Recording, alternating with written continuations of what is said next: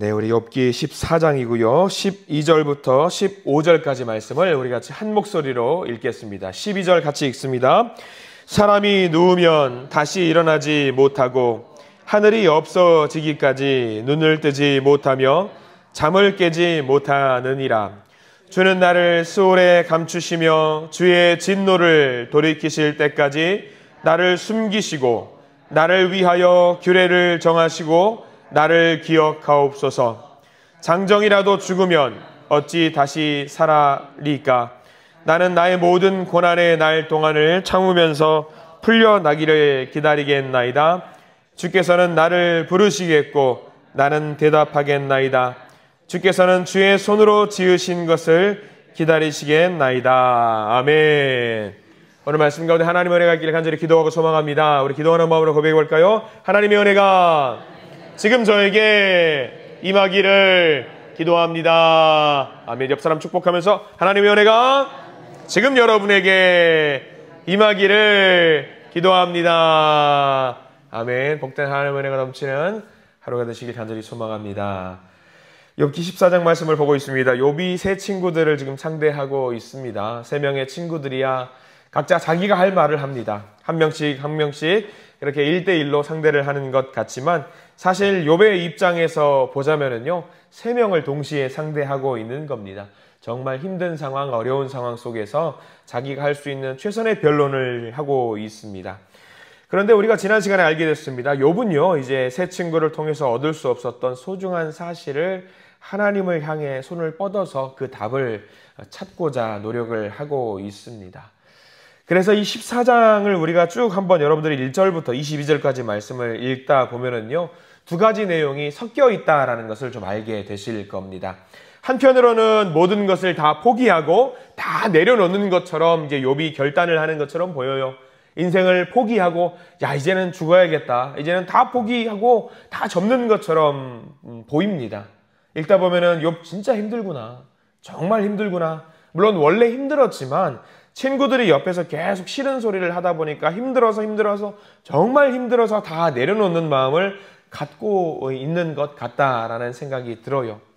그런데 한편으로는요, 신앙의 깊이를 그가 갖고 있는 신앙의 내공을 알 수 있는 단어들이라든가 표현들이 굉장히 많이 보입니다. 자, 우리가 먼저 한번 1절과 2절 말씀을 한번 볼까요? 14장 1절과 2절 말씀을 우리가 앞으로 쭉 넘어가서 한번 보려고 합니다. 14장 1절과 2절 시작. 여인에게서 태어난 사람은 생애가 짧고 걱정이 가득하며 그는 꽃과 같이 자라나서 시들며 그림자같이 지나가며 머물지 아니하거늘 이라고 나와 있어요. 자신의 삶에 대해서 신세한탄을 하고 있는 것처럼 보입니다. 사람은 별거 아니고 별거 아닌 인생도 정말 빨리 지나간다라는 이야기를 하고 있어요. 그래서 빨리 지나가서 내 삶의 마무리를 하고 싶은 생각도 있다라는 그런 고백들을 계속하고 있어요. 1절과 2절 자기의 생은 정말 짧다 별것도 아니다 라고 하지만 3절에 넘어가면 또 다른 이야기를 하고 있습니다. 3절 말씀 읽어볼까요? 3절입니다. 이와 같은 자를 주께서 눈여겨보시나이까 나를 주 앞으로 이끌어서 재판하시나이까 라고 하고 있습니다. 3절 전체를 밑줄 그어두시면 좋을 것 같아요. 아무리 힘들고 괴롭고 아무것도 아닌 것 같은 나의 인생이지만 여전히 하나님께서는 눈을 들어서 자신을 지켜보신다라는 이야기를 하고 있어요. 심지어는 나를 주 앞으로 이끌어 재판하신다라고 나와 있어요. 재판에는요, 무조건 유죄만 있는 게 아니거든요. 무죄도 있습니다. 내가 죄가 없다라는 것을 판단할 수도 있는 수단 중에 하나가 재판입니다. 그러니까 뭐냐면요, 하나님께서 자기를 눈여겨보시고 자기를 재판하신다라는 의미는 뭐냐? 내 인생이 정말 힘들고 어렵고 빨리 지나가는 것 같지만 여전히 하나님은 내 인생의 모든 것을 살피고 계신다라는 것을 고백하고 있어요. 굉장히 귀한 믿음의 고백입니다. 이렇게 왔다 갔다 하는 욥의 모습을 보고 있으면은요, 우리 믿음의 성도님들, 우리 성도님들 모습이 떠올라요. 전에 우리 교회가 아니라 전에 섬기던 교회에서, 부교육자로 섬기던 교회에서 한 성도님이 제게 물어본 적이 있습니다. 목사님, 교회에 오래 다니신 저분들 보면은요, 저 어르신들 보면은요, 왜 맨날 기도할 때에 아버지를 찾아요? 왜 맨날 아버지를 찾습니까? 기도할 때 아버지, 찬양할 때도 아버지, 심지어 밥을 먹을 때도 아버지, 왜 이렇게 아버지를 찾는지 모르겠습니다. 좋을 때도 아버지를 찾는데요, 안 좋을 때도 아버지를 찾아요. 반찬이 떨어져도 아버지, 밥이 부족해도 아버지, 맨날 아버지를 왜 저렇게 찾는지 모르겠어요. 거기서 끝나는 게 아니에요. 어떤 분들은요, 목사님 기도하면은요, 뭐라고 말씀을 하시는데, 뭐라고 하더라? 주여라고 하는 것 같아요. 제가 물어봤어요. 혹시 주여 그러시던가요? 예, 맞아요. 그거요. 주여도 아니라 발음이 이상해요. 주여 이렇게 하시는 거예요. 이게 신앙생활 하시는 분들이 몸에 체화가 되어서 자동적으로 나오는 그 추임새 같은 게 있어요. 길 가다가 넘어지는 분들은 뭐라고 합니까? 여자분들 넘어지면 뭐라고 하세요? 길 가다가 살짝 뭐 돌뿌리에 넘어져가지고 살짝 넘어질 것 같으면 뭐라고 여러분들 말씀하세요? 어머니, 아이고 엄마, 아이고 어머니 그렇게 안 하세요? 교회 다니신 분들은요, 주여, 아이고 어머니, 아버지. 세상 사람들이 하는 추임새랑 좀 다른 말들을 하는 거예요. 뭐냐면 몸속에서 마음속에서 신앙생활 오래 하다 보면 자동적으로 입에서 나오는 말들이 있어요. 지금 욥이 그래요. 욥이 그래요. 아무리 힘들고 어려워도 몸에서 그냥 나오는 게 있어요. 기쁜 일 나오면은 아이고 주여라고 기뻐하시잖아요, 여러분들. 슬퍼하면 어떻습니까? 똑같은 단어인데 기뻐할 때는 아이고 주여 하는데 슬픈 일 있으면 아이고 주여. 똑같은 말들이 몸속에서 자동적으로 나오는 어떤 감탄사 같은 그런 말들이 분명히 있습니다. 욥이 지금 그러고 있어요. 원망합니다. 투정합니다. 정말 좌절하고 절망 속에 있지만 그 삶 속에서는 체화가 되어서 자동적으로 나오는 믿음의 고백들이 분명히 나옵니다. 14장 3절을 넘어가면은요, 계속 그래요. 투덜거리고 힘들고 어렵고 곤란하지만 내 인생 죽을 것 같고 끝난 것 같지만 진짜 웃긴 게 뭐냐면은요, 그러다가 다시 욥이 누구를 찾냐? 하나님을 찾아요. 참 재밌는 사람입니다. 정말 힘든데 하나님을 다시 찾아요. 우리가 읽었던 13절과 14절, 15절 말씀이 보면은 딱 그런 내용이에요. 우리 다시 한번 읽어볼까요? 13절, 14절, 15절에는 또 중요한 표현이 몇 개 나오는데요. 자, 어디다 우리가 밑줄을 그어야 될지 한번 봤으면 좋겠어요. 13절 말씀 먼저 읽어볼까요? 13절입니다. 주는 나를 수월에 감추시며 주의 진노를 돌이키실 때까지 나를 숨기시고 나를 위하여 규례를 정하시고 나를 기억하옵소서. 자, 두 개를 밑줄을 그었으면 좋겠습니다. 나를 수월에 감추시며 라는 표현이 있어요. 거기 표시를 해두시고요. 제일 뒤에 보면은요, 나를 기억하옵소서 라는 표현이 나와요. 자, 먼저 13절 한 절만 볼까요? 수월이라고 나와 있어요. 13절 수월에 감추시며. 수월이 어디예요, 여러분들? 수월. 수월은 보통 우리가 쉽게 생각하면 지옥과도 같은 곳입니다. 지옥과도 같은 곳이에요. 여러분들 지옥으로 가면은요, 나올 수 있을까요, 없을까요? 못 나온다고 하죠. 지옥은 끝이라고 하잖아요. 근데 지금 13절 표현만 딱 보자면 어떤 느낌이냐면, 욥이 어떤 생각을 하고 있어요? 마치 수련회 캠프 가는 것처럼 수월에 갔다가 조금 있으면은 나를 숨겨주시고, 수월에다가 나를 숨겨주시고, 조금 있다가 하나님 저 잊어버리지 마시고 저를 기억해 주세요 라고 하는 거예요. 왜?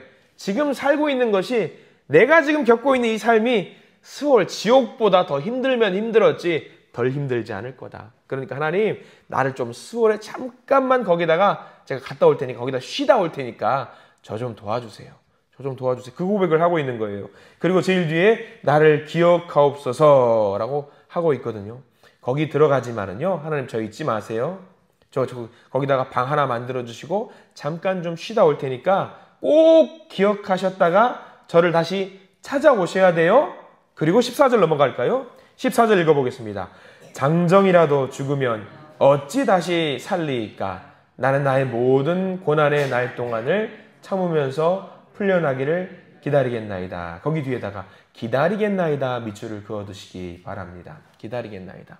하나님, 저 거기서 기다리고 있을게요. 잊지 마세요. 저 거기서 기다리고 있을 테니까 반드시 나를 찾아오시기 바랍니다. 아니, 수월 갔다가 어떻게 나와요?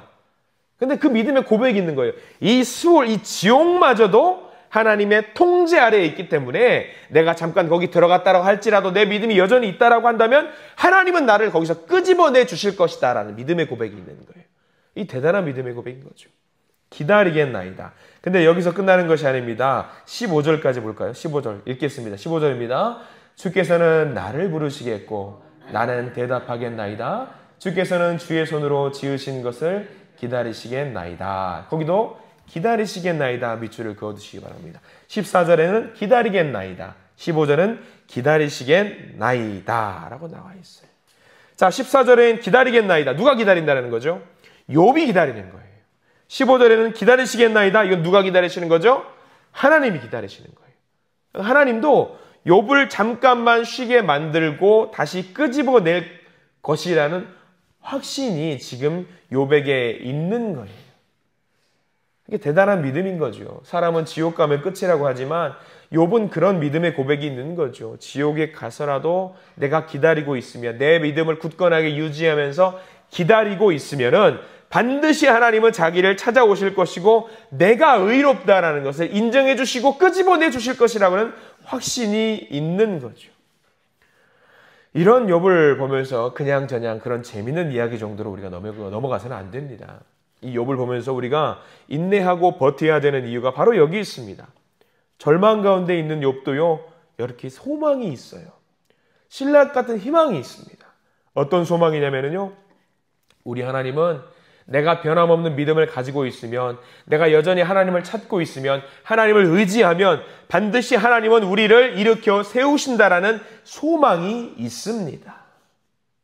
이 소망이, 욥이 가지고 있는 이 소망이 저와 여러분들의 소망이기를 간절히 축원합니다. 우리가 살면서 경험하고 있는 시련이 혹시라도 우리의 죄로 인한 것 같다라고 생각하면 회개하면 됩니다. 근데 그게 마치 연단의 과정 같으면요, 버티고 인내하십시오.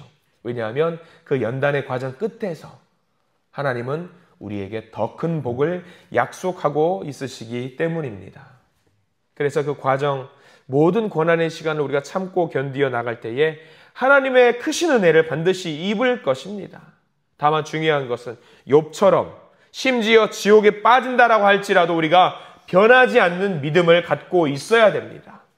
견고하게 우리의 믿음을 바로 세워 나가시기를 부탁을 드립니다. 그래서 17절의 고백이 사실 마지막이 고백인 것 같아요. 오늘 14장 말씀 17절 전체를 다 밑줄을 그어 두시기를 바랍니다. 자, 17절 말씀을 같이 한번 읽어볼까요? 17절입니다. 다만 그의 살이 아프고, 17절입니다.